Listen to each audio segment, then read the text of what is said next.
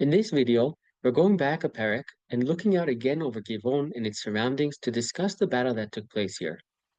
It would seem to be a struggle between David and Ishbosheth over control over the nation.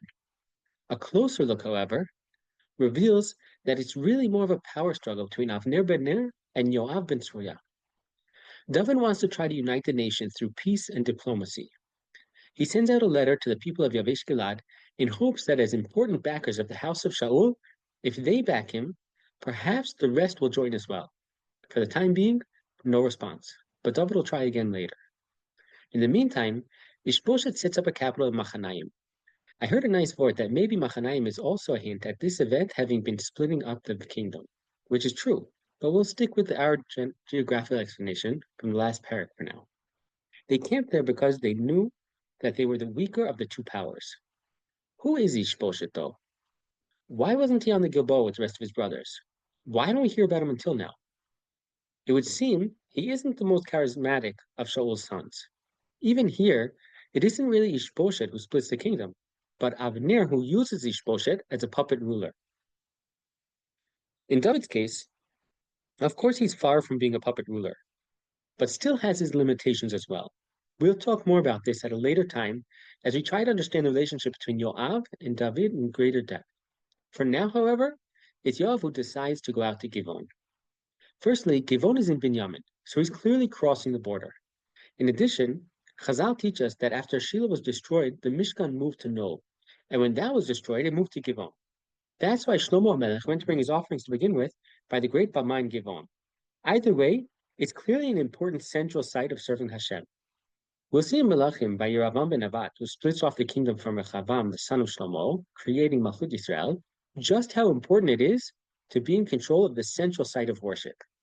In addition, apparently this was one of the towns specifically belonging to Shaul's family.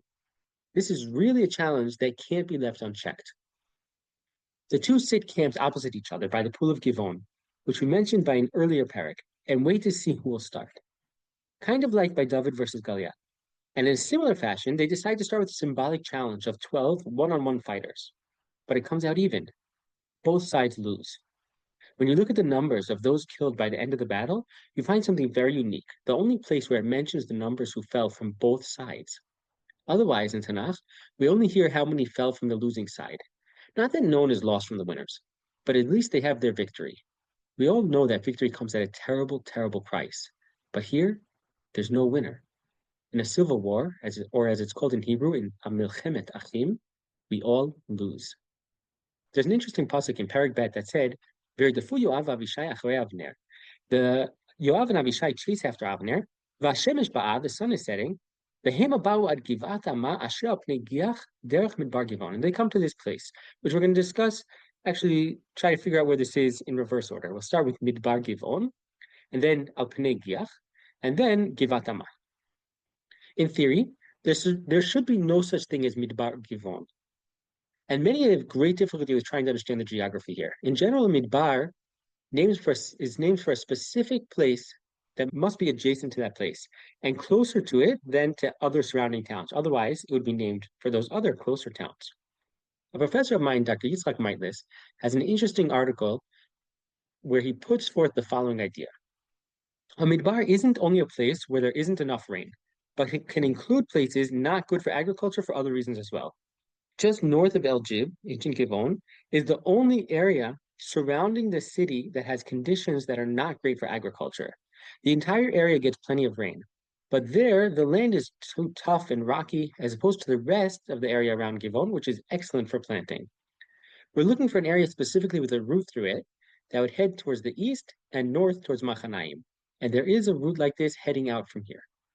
There are different explanations for what a gich could be referring to, but one is a place where things are apparent and become hidden.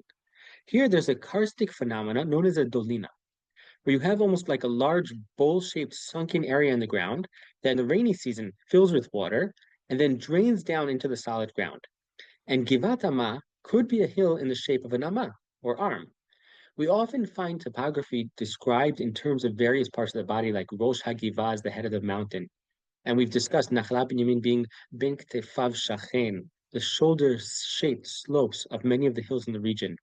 Just east of the Zolino, between Ramallah and Bitonia, one of its suburbs, we have a hill with two peaks that could help us, in addition, understand why it says, Bitkabsu v'nei Binyamin acharei Avner. The people of Binyamin gathered by Avner. Ve'yula agada echat. They joined into one group. Ve'amdu al rosh giva achat, meaning they stood on one of the hilltops. If it weren't for the people of Binyamin joining, it could have been a total loss. We're standing again in the same area of Mitzvah, right near Givon, where we again gather to attack each other. Again, we have Nachlat Binyamin right in the middle of a tug of war within our nation, and no matter who wins, we all lose.